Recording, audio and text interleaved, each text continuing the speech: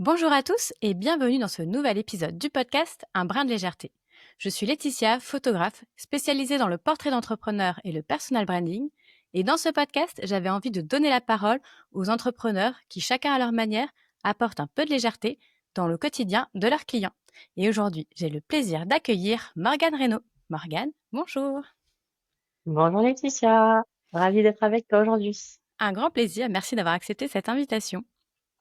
Alors, première question, avant de nous parler de ton métier, est-ce que tu peux nous dire qui tu es? Oh bah juste Morgane, quelqu'un de simple. Pas évident de répondre à cette question, non? Bah c'est Juste Morgane, ça ira très juste bien. Morgane. Si c'est comme ça que tu le vois, il y a pas de Ouais. souci. Mm. J'avoue que c'est une question, pas facile, hein, mais Ouais, c'est toujours difficile, surtout même de se définir en dehors de son métier parce que c'est vrai que souvent on donne, notre âge, notre métier et si on a des enfants, nos enfants et on s'arrête là, quoi. Bah, en fait, moi j'ai arrêté de poser la question salut, ça va? Bon, comment tu t'appelles? Et qu'est-ce que tu fais dans la vie? En fait, j'en ai marre qu'on nous définisse par notre métier. Et Je trouve pourtant tu ça n'arrives pas à te définir autrement que Bah, mmh, bah, je suis pas que Morgane masseuse. Enfin, je suis Morgane dans son entièreté, en fait. Après, il faut apprendre à me connaître pour savoir un peu qui je suis, mais ben, c'est dur de se dévoiler en une question. c'est vrai. Bah, du coup, j'inviterai nos auditeurs à s'ils veulent en savoir plus, à apprendre à te connaître, Voilà, écoutez la suite du podcast. c'est ça. OK, super. Alors, du coup, bah, aujourd'hui, tu es masseuse. Alors, est-ce que tu peux nous dire comment tu en es arrivée là? Est-ce que c'était une vocation? Voilà, comment c'est arrivé? En 2021, j'ai fait un énorme burn-out et au lieu, j'étais avant dans le milieu de la recherche et du développement en biologie. Et j'en étais à mon deuxième burn-out dû à ce métier. Et je me voyais pas rechanger de laboratoire pour redéplacer le problème. Euh, cette fois-ci, j'ai pris le taureau par les deux cornes. Je me suis arrêtée. J'ai fait un bilan de compétences pendant mon arrêt de travail. Et petit à petit, en fait, la graine était déjà dans ma tête depuis très longtemps. Sauf que je n'osais pas me le dire. Et bah, on a commencé le bilan de compétences. Et je disais, je sais pas ce que je veux faire de ma vie.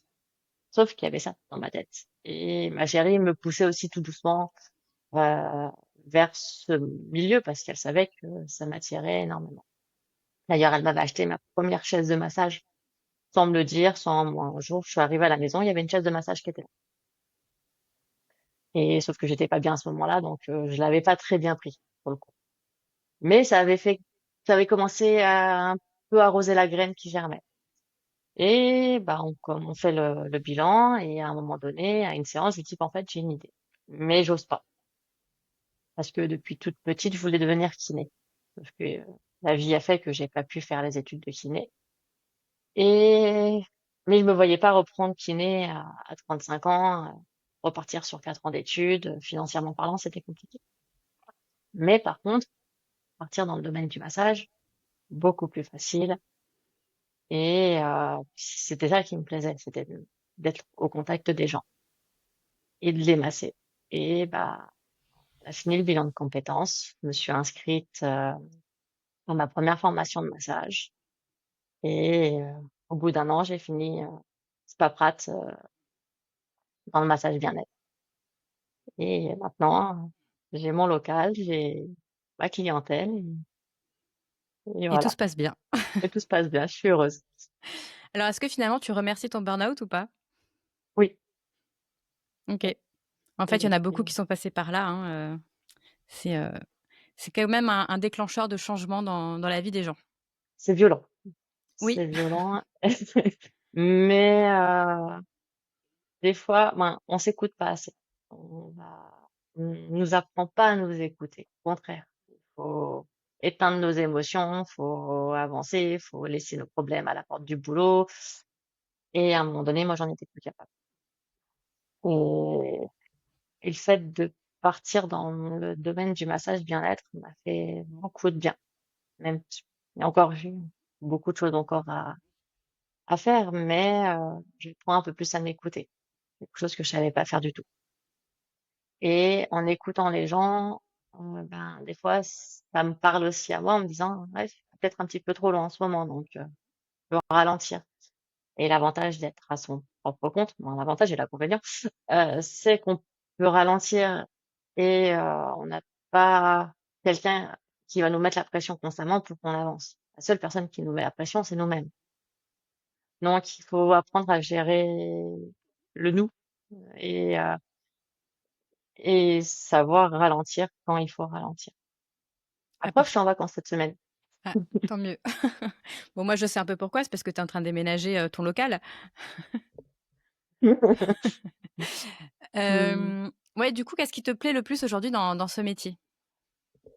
Le contact avec les gens, de pouvoir prendre le temps, de, de pouvoir les apaiser. Il y a beaucoup de gens en ce moment, je pense que la météo y est pour beaucoup, mais ouais, qui en ont plein le dos littéralement, puis le climat politique fait aussi beaucoup de choses. Ouais, tout le monde est fatigué, tout le monde est à bout. Et quand je les vois arriver au cabinet, qui sont des fois au bout de leur vie et que je peux leur offrir ne serait-ce qu'une heure, euh, juste pour eux, où on essaye d'oublier un peu les problèmes, on pose un peu des fois carte sur table et ils partent sur la table. Ils peuvent se relâcher et les revoir à la fin du massage avec un sourire, euh, des fois jusqu'aux oreilles. Moi, c'est bon, j'ai gagné mon pari. Je les ai emmenés avec moi, je leur ai permis de lâcher prise pendant une heure. C'est pas grand-chose, mais ça permet de se relaxer et d'oublier un peu tous les tracas du quotidien à ce moment-là, quoi. Et d'apporter un peu de légèreté dans la vie de tes clients ou patients. Je ne sais Complètement. pas comment tu les appelles. Client. Clients. Voilà. Ok. Alors, du coup, comment tu définirais le massage? Qu'est-ce que c'est un massage? Hum, c'est une reconnexion entre le corps et l'esprit. On a tendance à beaucoup les dissocier, les deux. Et j'ai été la première à le faire au niveau du burn-out quand je l'ai eu. Euh, Mon cerveau m'envoyait des signaux que je voulais pas écouter. Mon corps a parlé plus fort que ma tête, à tel point que je ne pouvais plus respirer. On pouvait plus me toucher tellement j'étais douloureuse. Et plus on les dissocie, plus ça va faire mal. Et le fait de ramener les deux ensemble, de faire comprendre qu'en fait on est un tout, on n'est pas juste une douleur à un endroit. Tout est relié en fait.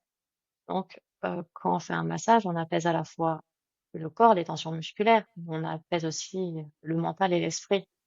Et juste ça, bah, ça fait du bien. Super. Et du coup, quel type de massage tu proposes? Principalement relaxant, euh, avec tout ce qui est californien, lomi, ayurvédique. J'ai un massage qui est un peu plus musculaire, qui change régulièrement. Mon suédois, c'est plus mon protocole suédois de base. Il va vraiment s'adapter à ce que va me dire la personne avant le massage. Et surtout mon massage sur mesure qui devient mon massage phare maintenant. Où, quand les gens ne savent pas quoi choisir en massage, je leur dis prenez un sur mesure. Euh, Vous arrivez au cabinet, on se pose, on discute et en fonction de ce que vous allez me dire, je vais partir sur peut-être une base de protocole, mais je vais me laisser parler mes mains par rapport à ce que votre corps va me dire. Et, euh, et sans faire un massage unique. Alors justement, vous verrez dans ce podcast que j'interviewe beaucoup des gens que j'ai déjà photographiés et surtout à qui j'ai déjà, enfin avec qui j'ai déjà travaillé dans les 2 sens. Donc tu m'as déjà fait des massages et c'est vrai Et tu m'as qu'une chose photographié. oui, exactement. Donc ce que je disais dans les 2 sens, client, et prestataire finalement. Et la chose qui m'a frappée parce qu'avant j'avais déjà fait des massages, mais c'était dans des grands instituts où c'était un peu à la chaîne et cetera, où, allongez-vous, on fait le massage et vous repartez. C'est que toi, tu as vraiment cette approche au début, déjà tu discutes. OK, comment ça va? Tu prends le temps de discuter Mm. et cetera et de t'adapter vraiment à la personne et même tu racontes l'histoire du massage et ça, je trouve ça dingue parce que tu nous emmènes dès le début déjà dans l'explication du massage et tu nous montres qu'un massage, c'est pas juste un massage, c'est qu'il y a vraiment justement un protocole, comme tu dis, et une dynamique qui va du début jusqu'à la fin et tu nous emmènes quelque part, quoi. Et c'est aussi une confiance entre le masseur et le massé.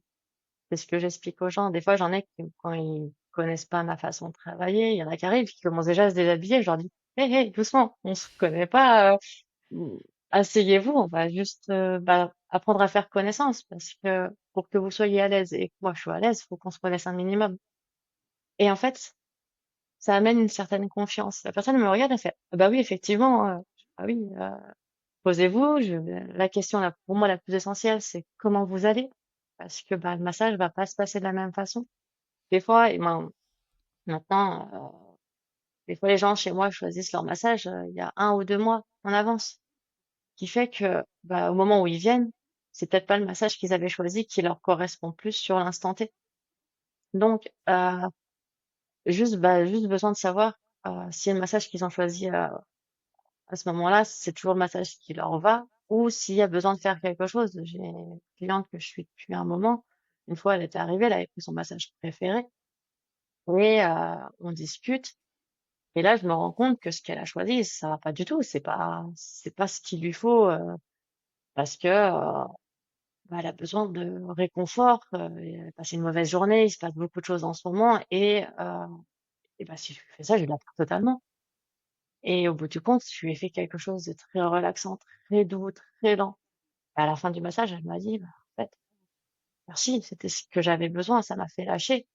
Et, euh, et voilà, c'est pour ça que moi, j'ai énormément besoin de cet échange avant.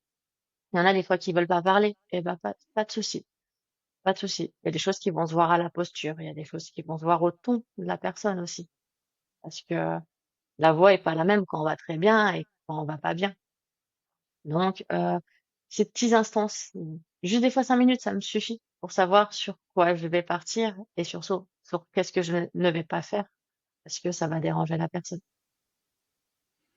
Et justement, en majorité, chez tes clients, tu vois quelque chose qui revient régulièrement? Est-ce qu'ils viennent plutôt pour des douleurs physiques, pour justement un besoin de réconfort, etc. Est-ce que tu as une typologie de personnes qui viennent chez toi? En ce moment, beaucoup de réconfort. On est sur beaucoup de massages relaxants, plutôt cocooning. Les gens ont besoin d'être câlinés. Vraiment, la semaine dernière, ça a été vraiment le mot. J'ai besoin vraiment de câlin. C'est c'est revenu plusieurs fois la semaine prochaine. La semaine dernière, ça m'a fait me dire, tiens, il y a un truc. Pourtant, la semaine dernière, il faisait super beau. C'est vrai. Alors que cette semaine, Ouais. Et en fait, on attire les gens qui nous ressemblent. Donc, je vais plus attirer des gens qui ont vécu un peu ce que j'ai vécu. Donc, bah, beaucoup de gens qui en ont plein le dos, qui sont des fois en limite burn-out. Bon, généralement, quand on est en limite burn-out, c'est qu'on y est déjà. Mais ouais, ça va être plus ces gens-là que des gens qui vont très bien, des gens qui se font vraiment ça que pour entre guillemets, le plaisir de prendre soin de soi. Ça va plus être des gens qui ont besoin de réconfort. OK. Est-ce que tu peux nous expliquer aussi concrètement, du coup, qu'est-ce qui se passe, peut-être dans le corps ou dans les émotions, quand on fait un massage? Bon, ça va dépendre de chaque personne. Pour moi, c'est pas universel. Déjà, on va beaucoup travailler sur le système lymphatique, sur la circulation sanguine. Donc, on va déjà relancer tout ça. Donc, euh, on va aider à relâcher les tensions musculaires. Donc, bah, ça rend le corps plus léger. J'ai beaucoup de personnes à la fin du massage qui me disent, je suis plus léger, enfin, quand ils arrivent, ils en ont plein le dos. Le fait d'avoir relâché les tensions musculaires, d'avoir dégagé un peu d'endorphine, on se sent bien, on se sent sur un petit nuage. Et des fois, bah, ça peut aussi déclencher des émotions avant, pendant, j'en ai eu très peu qui ont relâché énormément pendant le massage. Et des fois après, ça peut être du rire, ça peut être des pleurs, soit avant. C'est pour ça que j'aime bien libérer un peu la parole avant pour que la personne puisse profiter de son massage. Mais ça peut être aussi après le massage. J'ai des gens qui m'ont contacté en me disant, ça a lâché chez moi et j'ai pleuré derrière. Donc c'est naturel, c'est le corps, on a besoin de lâcher toutes ces émotions. On les garde beaucoup en nous et bah, il faut trouver un moyen de les relâcher. Et du coup, donc là, tu parlais, de remettre en mouvement le système lymphatique, tu parlais d'endorphines, donc il y a vraiment des vraies actions, physiologiques, dans le corps pendant un massage, quoi. Complètement, C'est pas juste, complètement. du bien-être, c'est un vrai bien-être, finalement, physiologique, quoi. Ah oui, oui, c'est pour ça que il y a des contre-indications au niveau des massages. Malheureusement, tout le monde ne peut pas se faire masser. Il y a des red flags, et il y a surtout, le massage va être différent suivant certaines pathologies. On va pas toucher de la même façon. Quelqu'un qui a un cancer, il y a vraiment, ça va être des masseurs qui sont formés pour toucher ce type de personnes. Moi, s'il y a quelqu'un qui vient avec un cancer, je vais lui dire, j'ai pas la formation pour. On pourra faire quelque chose, mais je peux pas vous faire un massage entier du corps. On peut faire les extrémités, on peut faire la tête, on peut faire le visage, s'il n'y a pas de cancer à ce niveau-là. Mais tout le corps, ça va être plutôt des masseurs qui sont habilités, entre guillemets, à faire ce type de massage. OK. Euh, une personne âgée va pas être touchée de la même façon que toi ou moi, parce que le corps est plus frêle, le corps il est plus sensible, donc voilà, on va pas lui apporter la même chose. Donc tu parlais de red flag, il y a quoi comme, type de personnes qui peuvent pas venir chez toi? C'est quoi les problématiques? Bah déjà, quand tu as eu des opérations assez récentes, il faut le signaler parce que bah, on peut pas aller sur la zone direct. Peut être douloureuse encore. Bah, les personnes qui sont qui ont des cancers, bah, c'est pareil, il faut le signaler parce que c'est pas anodin et puis il faut pas faire plus de mal que de bien. Euh, quand tu as eu des fractures ou quoi que ce soit, voilà, il y a des choses où il faut qu'on fasse attention. On peut beaucoup de zones sur le corps, mais on va éviter de masser certaines parties pour éviter de faire du mal.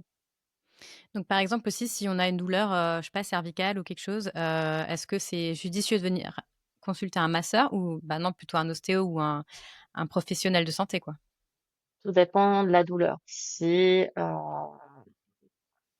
c'est musculaire, il n'y a pas de souci.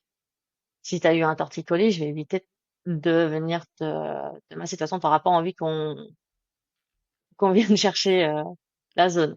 Mais ça va dépendre. Par exemple, si tu as une hernie discale et que tu es en pleine crise, je vais pas venir te masser parce que ça va être douloureux. Tu vas pas pouvoir être non plus sur la table pendant un moment. Donc, ça va être le massage, il va s'adapter à toi en fait. Et il y a des fois où bah, on va avoir besoin d'une validation du corps médical pour être sûr qu'on peut y aller. OK. Et est-ce que tu as déjà eu des personnes qui justement se lâchent pas pendant le massage, que tu sens que, voilà, elles arrivent pas à lâcher prise et Oh oui, souvent. Les pires, c'est ceux quand tu les retournes, tu les mets sur le dos et ils ont les yeux grands ouverts. Et eux, ils te regardent tout le long du massage et tu te dis, bon, ferme les yeux, juste respire, ferme les yeux et ça va bien se passer. Eux, ils sont dans le contrôle tout du long. Après, c'est aussi, des fois, c'est sur le premier massage, quand on se connaît pas, c'est dur de lâcher. Il faut faire confiance aveuglément à la personne qui te masse. Euh, je suis la première à avoir du mal à lâcher prise, donc je comprends totalement ce genre de phénomène. Mais ouais, c'est perturbant pour le masseur de voir les yeux grands ouverts ou tu prends le bras et le bras il tient tout seul. Tu dis bon, les lâche, j'ai besoin de travailler là, mais je peux pas en fait. Et, euh, et même, il y en a qui pensent lâcher prise et au bout du compte, ils sont dans le contrôle de A à Z. Tu prends la jambe, tu prends la main, tout est raide, tout, on peut pas bouger en fait. Et plus ça va et plus j'aime amener du mouvement dans le massage. On reste déjà énormément statique pendant la journée, que ça soit tous ceux qui travaillent derrière un bureau, ils bougent pas assez. Et donc sur le massage, j'aime bien des fois amener un peu d'étirement passif, de les faire bouger. D'ailleurs, tu as été la première à me dire quand je t'ai fait bouger les bras, ah ça a fait du bien, ça a libéré un peu. Et ben juste ça. mais il faut arriver à lâcher pour pouvoir amener le mouvement. Et j'aime bien le dire avant le massage, quand je ramène un peu d'étirement, tout ça, que je vais jamais contre la personne. Si je vois que il y a trop de lutte, en fait, c'est trop raide, bah, ça sert à rien de lutter, ça va être désagréable pour ça, pour le masser. Moi, ça va pas être non plus agréable de mon côté parce que, bah, mine de rien, porter un poids qui se laisse pas faire, bah, c'est lourd, hein, au final. Donc, euh, donc ouais, faut accepter la chose et bah, si je vois que ça lutte trop, bah, soit je m'arrête dans l'étirement, soit je passe à autre chose et tant pis pour la symétrie parce que je sais que de l'autre côté, ça sera pas mieux. Donc, euh, donc voilà. Bah, du coup, moi, je sais que je suis aussi un peu dans le contrôle. Toujours, je suis toujours en train de réfléchir bah, OK, par exemple, tu me prends un bras, une jambe. Alors, est-ce que je t'aide à faire le mouvement pour que ce soit pas trop lourd pour toi? Est-ce que je me laisse Mais aller? non, pas, Bah, on pas sait pas, besoin en fait. d'aider. Mais oui, mais en fait, on sait, finalement, c'est vrai qu'on ne sait pas qu'est-ce qu'on est censé faire, ce que les autres font, par exemple. Mais plus t'es mou pendant le massage, et plus c'est agréable pour le masseur OK. à pouvoir bah, manipuler euh, le bras, la jambe, parce que bah il n'y a pas de lutte. Dernièrement, j'ai eu une kiné qui est venue se faire masser. Ah, c'était agréable, elle avait une belle ouverture de hanche, j'ai pu faire des beaux étirements. Je lui dis, ah, si tout le monde était comme vous, j'aurais moins en lutte à chaque fois. Elle me dit, oui, je sais, j'ai une belle ouverture de hanche. Mais voilà, non, non, laissez-vous porter. Le but, c'est plus vous lâchez prise et plus bah, le corps va se laisser faire, en fait.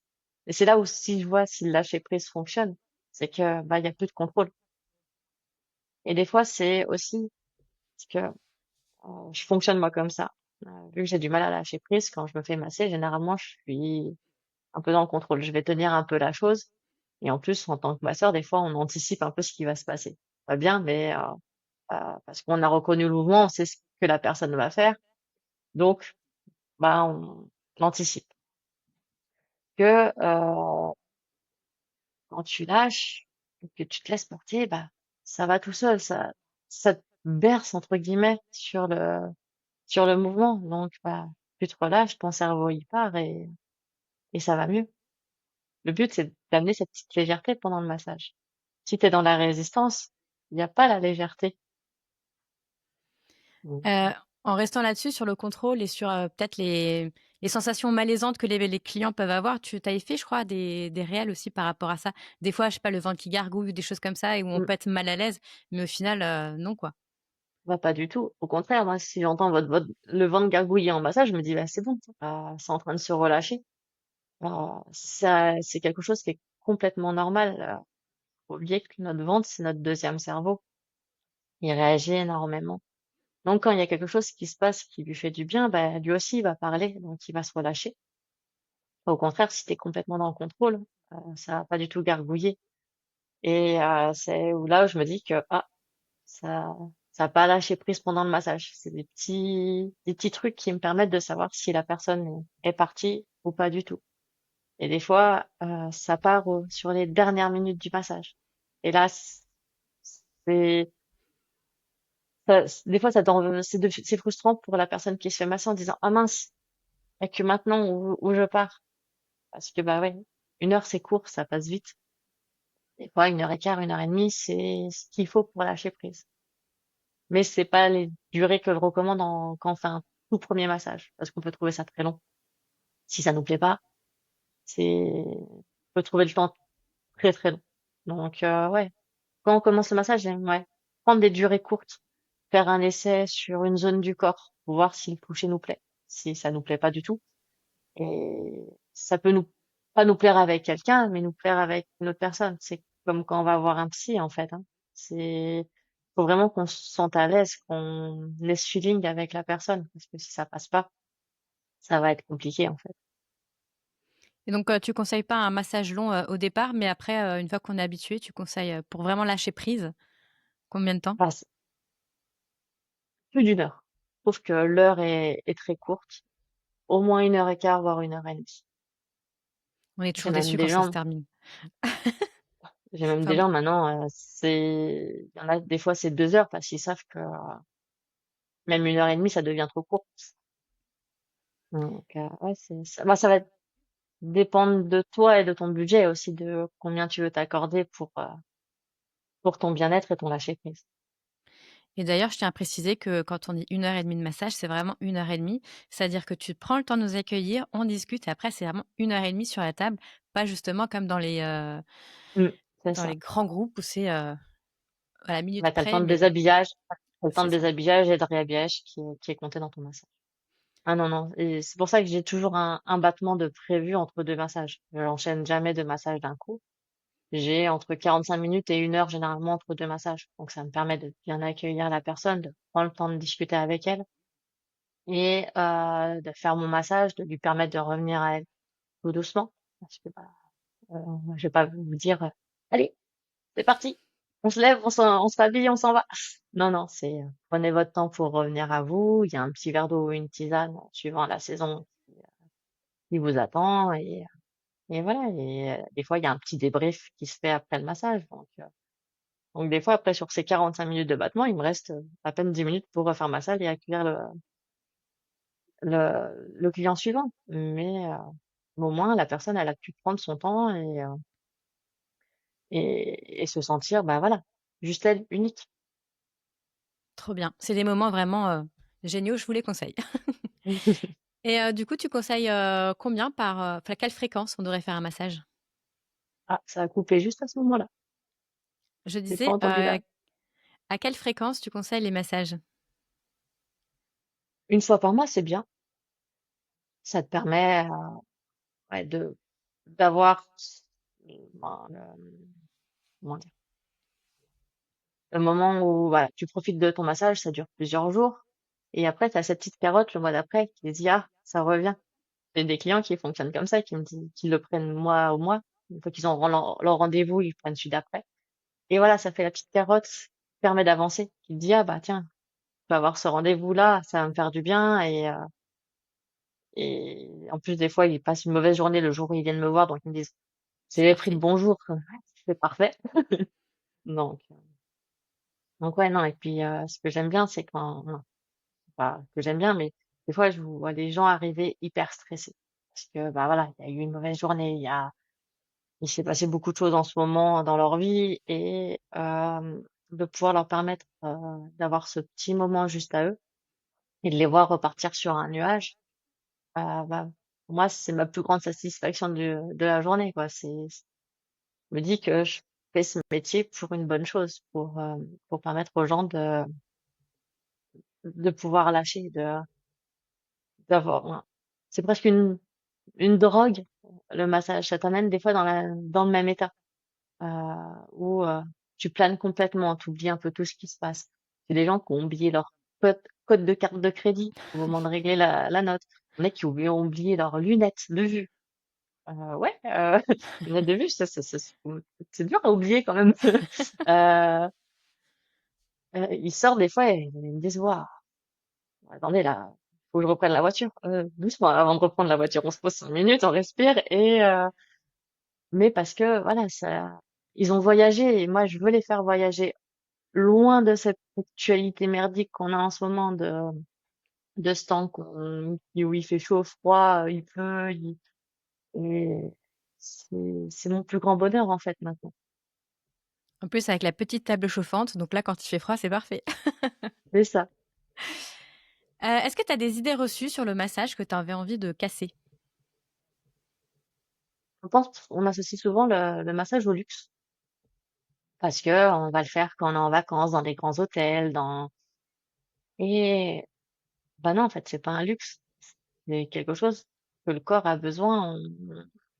Dans notre civilisation, beaucoup en Occident, le toucher, on nous l'apprend pas en fait. Nous apprend on n'est pas massé dès qu'on est tout petit, on a même du mal quand quelqu'un nous touche, on le regarde bizarrement. Je regarde dans toutes les civilisations orientales, asiatiques, mais plus Thaïlande, hein, parce que le Japon, tout ça, le toucher n'existe pas. Bon, pas comme ça. Mais le contact est présent. D'ailleurs, c'est ce qui te permet un peu aussi de vivre. Quand tu arrêtes de toucher une personne âgée, elle va partir plus rapidement que si tu lui ramenais du contact. D'ailleurs, l'année prochaine, j'aimerais bien pouvoir aller en maison de retraite et proposer des massages, au moins peut-être 1 ou 2 fois par mois, faire du bénévolat en maison de retraite et pouvoir aller proposer soit des massages de mains, soit des massages crâniens aux personnes âgées pour leur permettre d'avoir ce contact, des fois qui peut être le seul contact qu'ils ont dans la journée parce que les soignants, ils ont plus le temps d'être là auprès d'eux et des fois ils ont plus de famille donc ouais, c'est pouvoir amener un peu plus de bonheur et de légèreté, pour ces personnes-là aussi. Très beau projet. Mmh. Justement, ça me fait penser aussi que je me suis fait la réflexion que je pense que, bah, les masseurs, vous avez quand même un rapport au corps qui est quand même différent. Parce que c'est vrai que nous, on est bercés par les images sur les réseaux sociaux et cetera, mais vous, vous voyez vraiment les corps comme ils sont réellement et je pense que vous avez une image tellement plus douce du corps. Et tous les corps sont beaux. C'est pour moi, il y a pas de distinction de, ça c'est un top modèle, heu, on est comme on est. Si le plus dur, c'est d'arriver à s'accepter. Comme toi en photographie, heu, on pense qu'on n'est pas beau, qu'on a des asymétries, des et on s'en fout en fait. Il faut s'accepter comme on est. On a peut-être des kilos en trop et alors? Ça si ça a pas une incidence sur ta santé, accepte-les et voilà. Si d'ailleurs, je préfère masser des gens qui ont un peu plus de squishy, plus agréable que, que où il y a rien parce que, bah, tu un peu plus peur aussi de faire mal quand il y a c'est la pose sur les os. C'est un peu le masseur doit un peu plus s'adapter au corps que, quand il y a de quoi masser. C'est plus agréable et je me rappellerai toujours d'une cliente qui m'a dit: «Mais, ça te dérange pas de me masser?» «Mais pourquoi? Il est où le problème?» «En fait, moi, je vois pas de problème». Elle me dit: «Mais je suis en surpoids». «Et alors? Et tu le droit d'être massée, en fait, il y a pas de problème et tu elle me dit: «J'ai besoin de réaccepter mon corps». «Eh ben, viens, on va faire ça ensemble». Et il y a eu un progrès, il y a eu moins de complexes. Et s'il y a des zones de ton corps où tu veux pas que je te masse, bah, c'est à ça que l'échange sert avant. Je demande toujours s'il y a des zones du corps qui peuvent te déranger. Euh, et je demande toujours pour le ventre. Parce que le ventre, c'est assez particulier, je trouve. C'est le siège de nos émotions. Des fois, ça peut être très contracté. Moi, je sais que quand je vais pas bien, mon ventre, tu vas pas le toucher. Parce que il va être très douloureux pour moi et le masseur, il va beaucoup le ressentir. Donc c'est pas agréable et d'ailleurs, si j'ai oublié de poser la question avant le massage, j'y vais pas pendant le massage parce que, je trouve que c'est une double intrusion.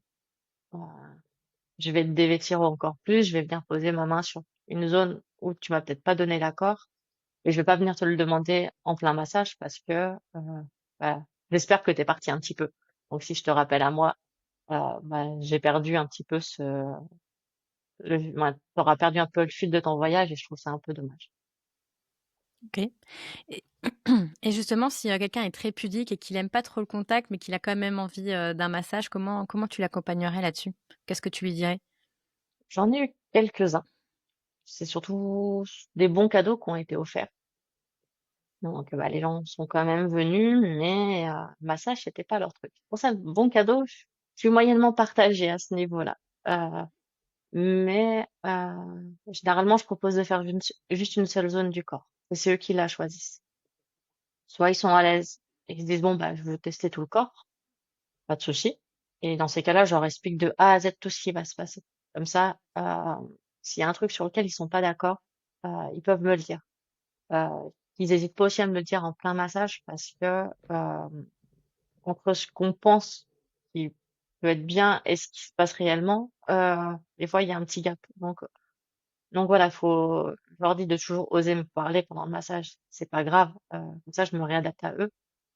Et surtout, des fois, ils vont me dire, bah, on fait juste le dos.